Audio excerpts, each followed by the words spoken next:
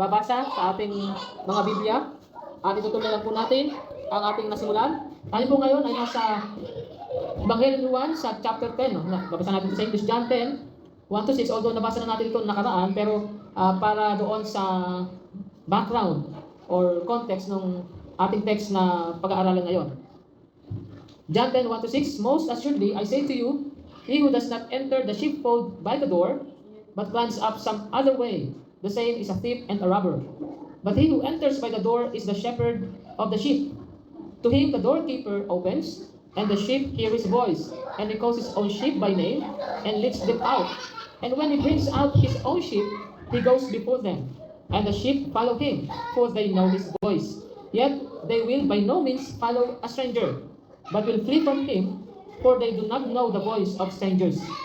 Jesus used this illustration, but they did not understand the things which he spoke to them. Ganda ng Panginoon ang pagbasa ng kanyang salita. Dito po sa ating binasa ay ang ginamit dito ng New King James Version ay ito ay illustration, pero sa ibang version ang tawag doon ay figure of speech. So meron itong kaibahan sa parable, although synonymous po ito sa parable, na ibig sabihin, yung mga salita dyan ay hindi natin iintindihin na literal. Merong kinakatawan ang mga binabanggit dyan. At nung nakaraan ay napakapiyawan natin ang mga ibig sabihin ng mga ito. Meron nagtanong na saan kumakatawan yung sinasabi sa 3? Yung to him, the doorkeeper open. Sino yung doorkeeper? Ay meron pong iba't ibang view tungkol sa doorkeeper, kagaya na may tumutukoy sa Holy Spirit o tumutukoy din sa kagaya pa sa Panginoong Jesus na naging doorkeeper niya sa kanyang pagministeryo, si John the Baptist, at maging sa ating panahon ay ang isang namumuno sa simbahan, siya ang nagbubukas, nag-guide sa mga tao para papasukin sa kanila si Kristo, makilala na magkaroon ng personal na kaugnayan sa Panginoong Kristo at kilalanin siyang tagapangalaga na siyang gawain ng pagiging pastol. Ang ating pong tema is, the sheep do not follow and run away from the strangers. Yan po ay nasa verse 5. Pero bago yan, noong nakaraang Biyernes, yung Catholic Church ng Puerto Princesa ay nag-celebrate noong the Feast of the Immaculate Conception. Tinatawag din itong Solemnity of the Immaculate Conception. At meron pa silang Facebook page para diyan. So ano ba yung tungkol sa kapistahan ito? Ayon doon sa kanilang catechism of the Catholic Church, sinasabi doon na through the centuries, the Roman Church has become ever more aware that Mary, full of grace, through God, was redeemed from the moment of her conception. That is what the dogma of the Immaculate Conception confesses, as Blessed Pope Pius IX proclaimed on December 8, 1854. The Most Blessed Virgin Mary was from the first moment of her conception by a singular grace and privilege of Almighty God, and by virtue of the merits of Jesus Christ, Savior of the human race, preserved, immune from all stain of original sin. So yun pala yung tungkol doon, na walang kasalanan si Maria noong, kumbaga nung nasa sinapupunan siya ng kanyang nanay, na si Santa Ana, ay ginawa na siya ay inalisan ng kasalanan. So nasa 10 pa, sabi sa Psalms, makasalanan na pero ang tao, pero si Maria, bukod tangi na hindi nabahira ng kasalanan. So this false doctrine had put Mary on the status of being a mediatrix, no? Yung mediatrix po ay yun ang tawag nila sa babaeng mediator. Siya yung nagkaroon siya ng status na mediatrix between God and people. So lumalabas na siya yung nakikibahagi doon sa redemptive work ng ating Panginoong Jesus. And this is a claim deserved to be branded as a blasphemy. Yan po ay kalapastanganan or pangumusong. Ang ganitong strange ecclesiastical doctrine ay ito po yung pinapakain ng mga leaders nila doon sa kanilang mga tao. Lalo yung mga talagang lumaki na doon sa religion na yon. So it is loved and upheld by these Catholics. Pero marami po sa kanila, as history testified, na lumabas mula sa iglesyang ito. At kanila pong hinanap ang pure doctrine of Christ. Even until now, a great number of Christians comes from the Catholic Church.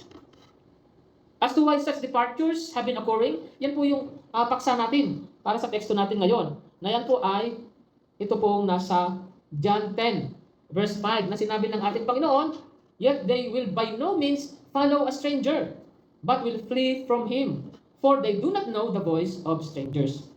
Gusto ko lang bigyan ng highlight yung ginamit dito na salita na stranger.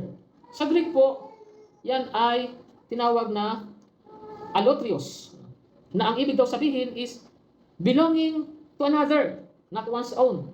Sa iba naman ay foreign, strange, not of one's own family, an enemy. So meron pala na nag-aangkin ng puno ng relihiyong sa Diyos, pero hindi naman nabibilang sa Diyos. Hindi sila itinuturing na sa Diyos. They are belonging to another. At kung babalikan natin yung 8, sinabi naman ng ating Panginoon sa Kristo kung kanino sila nabibilang. Sila ay nabibilang sa diablo. A stranger will they not follow. Nasabi doon sa ating verse. Yet they will by no means. No? Sa anumang paraan, ibig sabihin ng by no means, sa anumang paraan, hindi sila susunod sa stranger. So ito po ay, yung stranger ay umaakto na pastol, tagapanguna o leader. Pero doon sa context, tinawag silang thief and robber. Hindi po naman talaga yun ang profession nila, kundi ganun lang yung ginagawa nila. And the thoughts is of the flock, following the shepherd to the pasture. Na kung saan, pag maglalakbay po yung manguna yung pastor o yung pastol, at susunod po ang mga tupa. Pero sa paglalakbay na iyan, ng pastol, meron pong mga nag-aabang sa mga gilid-gilid. At kapag nalingat po yung pastol ay ginagaya nung mga magnanakaw na yan, yung boses nung pastol para matawag nila yon mga tupa para lumapit sa kanila. Pero ang isang kakaiba po doon ay kahit nagayanin nila, yung mga tupa, silang nakakaalam, napakatindi ng kanilang tenga. Na kung halimbawa tao lang ang makikinig doon sa kantawag na yon na nagagaya pati boses, ay isipin na yun din yung pastol na tumatawag sa tupa. Pero yung tupa, alam niya na hindi ang kanyang pastol ang tumatawag sa kanya. Kaya sabi doon, they will flee from him. Yung strange word, para sa kanila is source of alarm. Kapag minalig sila na ginagaya yung salita ng kanilang pastol, ito ay alarming na sa kanila. Sapagkat para sa kanila, yung alam lang tone ng shepherd's voice ay natutunan lang i-associate sa protection, sa guidance, sa food. Alam niyo ba na yung isa sa mga dakilang gamit noong pagkatawang tao, incarnation, was to humanize God that we might believe in His personal love? Ang sabi doon sa Hebrews, na ang Panginoong Hesus ay nilasak niya ang kamatayan para sa bawat tao. Kaya doon natin mahiwaligan yung diwa ng pagka-personal. Every particular word of the gospel shows how personal it is. Pasinin mo ang sinabi ni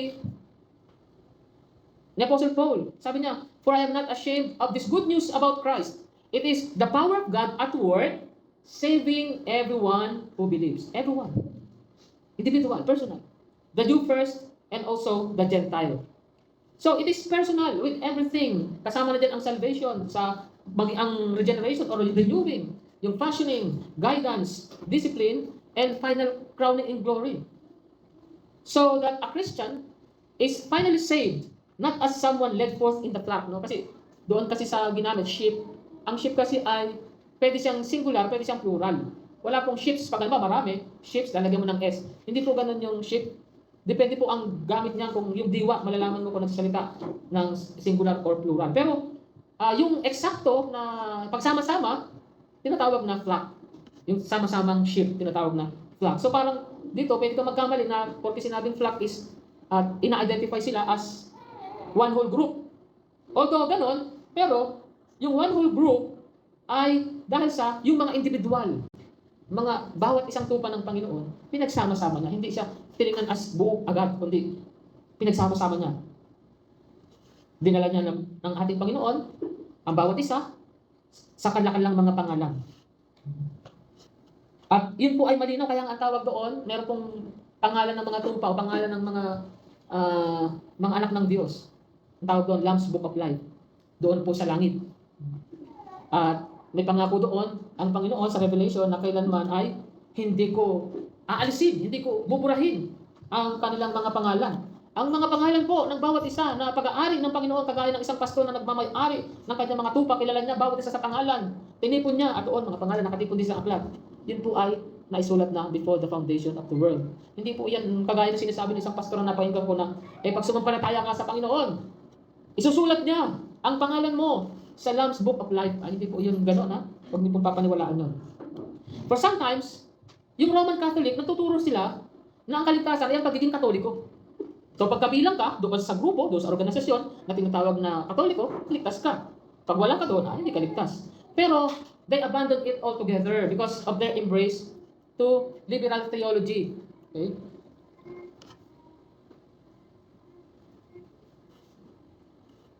Pero, yung ganong paniniwala, ang tawag po doon ay congregational salvation. So, salvation is congregational.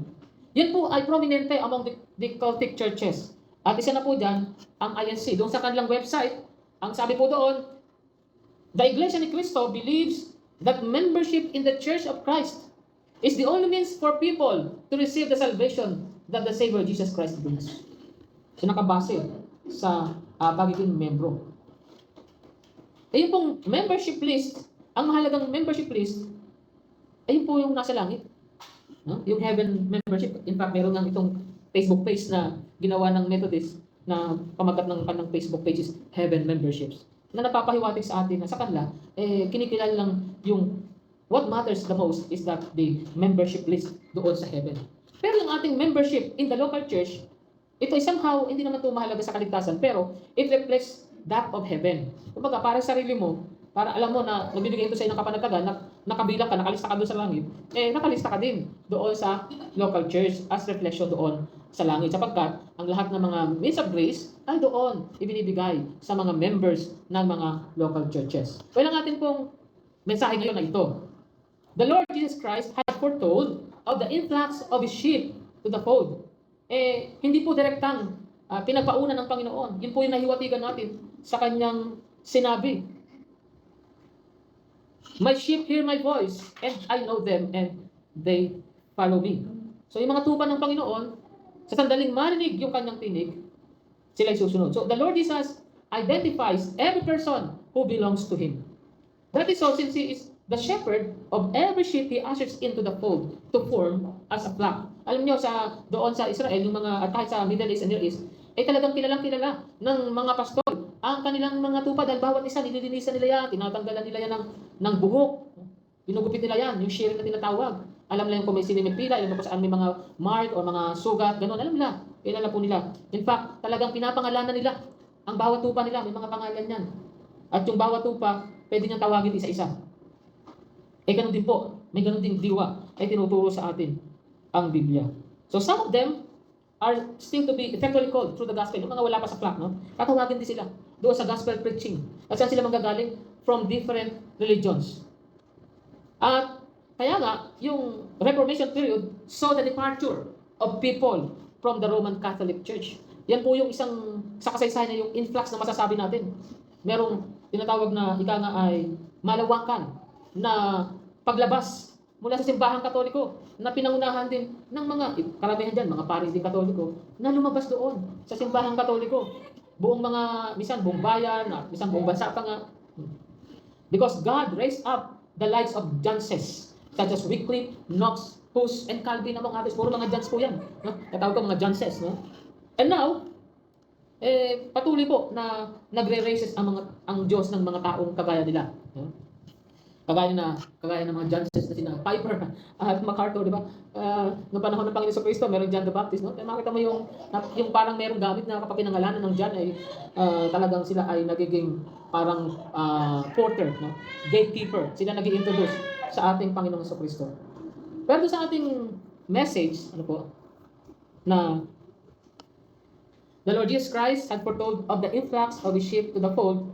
Ano kaya po ang implikasyon nito sa atin? Ano ang tinuturo itong implikasyon? What does this message imply? It implies that there would be an exodus of God's people who would come out from darkness into light. Alam niyo, nung namamayani pa ang simbahang Katoliko, ay tinawag po itong Dark Ages, no? Namumuhay ang tao sa kadiliman, spiritual na kadiliman. Kasi hindi nila kilala sa katotohanan ang Panginoon sa Kristo, hindi nila alam ang aral ng Panginoon, ang kanyang mga salita. Wala sila sa Panginoon, sila nasa ilalim ng mga namumuno, ng mga obispo, ng mga pari na lumalapastangan po sa kanila. So, sabi dyan, there would be an exodus of God's people who would come out. Kasi naman salitang come out. Bakit sila mag-come out? Sapagkat sila po ay tinawag ng Diyos at patuloy na tumatawag ang Diyos. So, this is the reason why these people are called church.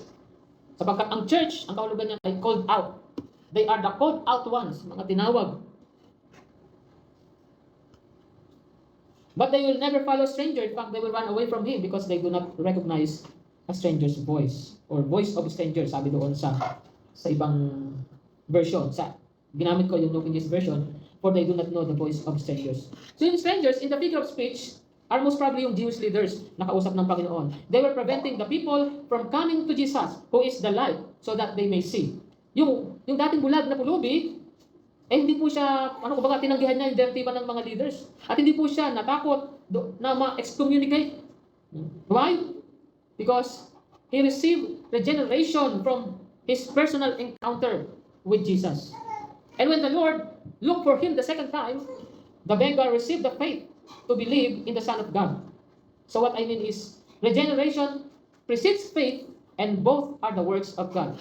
Yung pagbabagong loob, tinatawag natin pagiging born again. May binago sa atin ng Panginoon. Yun po ang pagkilos ng Diyos, specifically by the power of the Holy Spirit, and even faith ay galing din. Kasi nung nakaraan, naalala ko na, ito yung pinagtatalunan, ano ba nauna? Pagiging born again, ba? Saka ka sasampalataya o sasampalataya ka para ma-born again. Ay hindi po natin tinatayuan yung karaniwang paniniwala ng mga iglesia na sumampalataya ka para ma-born again. Ang ating tinatayuan, na born again ka muna kaya ka nakakasampalataya. Regeneration precedes faith. Dahil sa kanila kasi yung pananampalataya ay gawain ng tao para sa kanila. Sarili nilang desisyon yun. Sila ang kumilos noon. Sa kanila nang galing ang pananampalataya. Pero hindi po yan totoo. It is through the Son that we believe in God. Yan po tinuturo sa atin sa unang Pedro 1:20 hanggang 21. Sa 1 Peter 1:20-21, doon sa bandang dulo, sa 21, sabi doon, so that your faith and hope are in God. Bakit? Noong ang Panginoon Kristo ay siya'y nabuhay na maguli. It is the work of God. Yung pananampalataya, work of God po yan. Sinabi mismo ng ating Panginoon Kristo. Kung maalala niya, sabi niya ganito, sa John 6:29. Jesus answered and said to them, this is the word of God, that you believe in Him whom He sent. Tumutukoy sa kanyang sarili. Yung manampalataya kayo sa Panginoong Jesus, pagkilos pala yun ng Diyos. Hindi yun talagang sa physical, para ikaw talaga naman yung nagdesisyon. Pero kasi, may pagkilos ang Diyos doon sa loob, may nangyari doon. Binigyan ka ng bagong espiritu, binigyan ka ng bagong puso, meron ng bagong pagkatao sa iyo. Kaya nga po, nung si Pedro, di ba, tinanong siya ng Panginoong Jesus kung anong pagkakilala sa kanya. Nakasagot ng tama si Pedro eh. Simon Peter answered, you are the Messiah, the Son of the living God.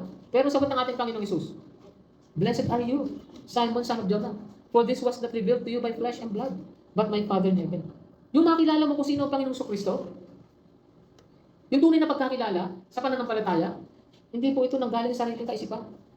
Bakit sabi kay Pedro, blessed are you? Sapagkat, kahit anong pagsisikap ng tao na makilala ang Diyos, ay hindi magagawa. Walang anumang kaparaanan, kahit napakatalino pa niya, kung sa kanyang sarili lamang magagaling. Kaya nga tinawag siya mapalad eh. Bakit? Ibig sabihin, napili siya ng Diyos. Naihiyan sa kanya ang anak. So, malinaw na it is God who has been calling people out through the ministry of evangelism as His standard operating procedure. Yung evangelism ministry. Kaya nga yung mga reports o mga ulat ng mass conversion, they have been published on different platforms. Kahit nga yung Time Magazine ay nagpahayag ng ganito, na nakita nila na masigit na marami ang mga lumalabas sa Roman Catholics kaysa yung mga bumabalik doon. Lumalabas is 1:4. Yan. Ayon doon sa mismong confession ng kanilang kaparian. Sabi nga rito doon sa nakaraan nilang record is nasa 4 million doon sa taon na yon. 4 million Roman Catholics have become Protestant. The point is, a resurgence of people who would search out for the spiritual truth is inevitable. Hindi talaga maiwasan. Mangyayari. At nangyari nga sa kasaysayan, merong resurgence.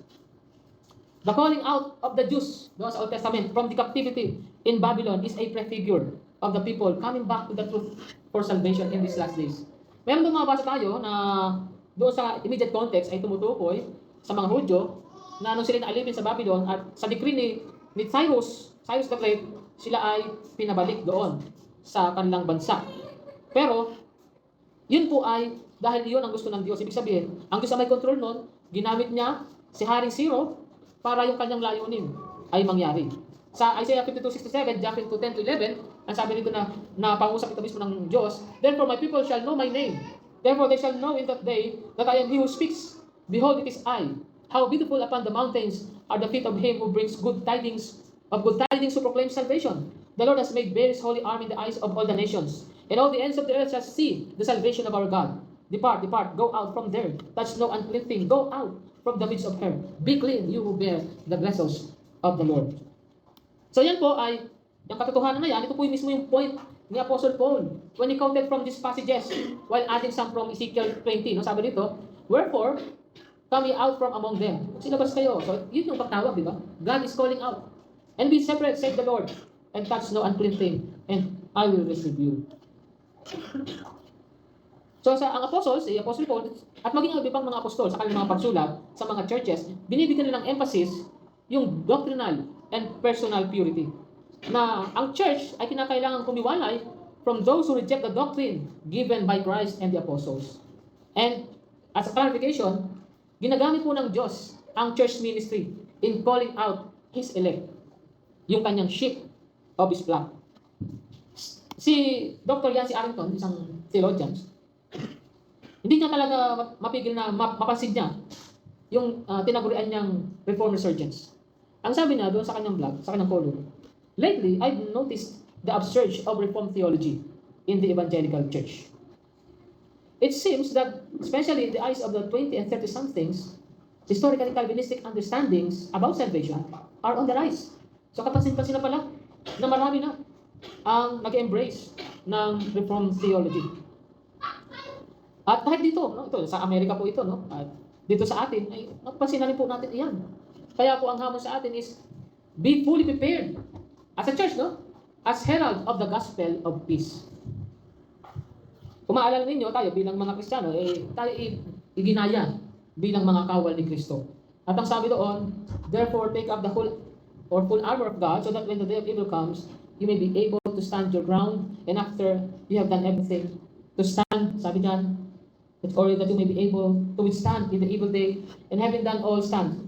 So, ang kasunod niya, inisa na po yung mga mga bahagi noong armor. Sabi doon, "Stand therefore, having girded your waist with truth, having put on the breastplate of righteousness." At doon sa pagdating sa verse 15, "And having shod your feet with the preparation of the gospel of peace." Sabi sa isang translation na mas binagaan, sabi doon, "And having strapped on your feet the gospel of peace in preparation to face the enemy with firm-footed stability and the readiness produced by the good news." So, with the preparation of the gospel of peace. Bakit po tinawag na gospel of peace ang Ebanghelyo? Sapagkat mataglay lang natin ang kapayapaan sa Diyos. Na tayo kaaway ng Diyos, na tayo mga makasalanan pa, pero dahil sa ating pananampalataya sa Panginoon Kristo, dahil sa kanyang ginawa, ay tayo po ay nagkaroon ng kapayapaan, yung enmity o yung war between God and man sa ating parte, ito po ay nawala na. Meron ng peace, ika nga. But the devil wants us to think that telling others the good news is a worthless and hopeless task. Such as the size of the task is too big and the negative responses are too much to handle. Pero yung pong shoes, yung sabi ko, sandals or kasi yung ginagamit doon ng mga Romano, doon tinulad dyan, yung kanilang sandalyas, pandigma, ito po ay nagbibigay sa atin, although hindi naman ito literal na isusuot natin, sa mga spiritual po ito, yun po yung motivation para tayo magpatuloy to proclaim the true peace that's available in God. Remember this, the gospel is the news. Ito po yung balita na pinakailangang marinig ng bawat isa. Noong sa aming nakaraan na biblical study ng mga pastor, ay meron naman po na nadagdag sa aming hanay na nagnanais na sila ay matuto ng malalim pa doon sa doctrines of grace. So, nakamamangha po ang katotohanan ng resurgence na ito. At yung pong kanina, si Dr. Yancy Arrington, siya po ay isang kilala ring tao, isa po siyang manunulat ng mga theological books at nag-aambag ng mga column. Manunulat din sa mga column ng mga kilalang mga website at mga Christian magazines. Ang sabi niya ay ganito, "The reality is, today, that younger generations are seeking a better frame in which to view God. One where God is displayed as the God of the Bible. And it appears many have found it in the doctrines of grace." Pero ito po yung patotoo niya. That surely was the case for me.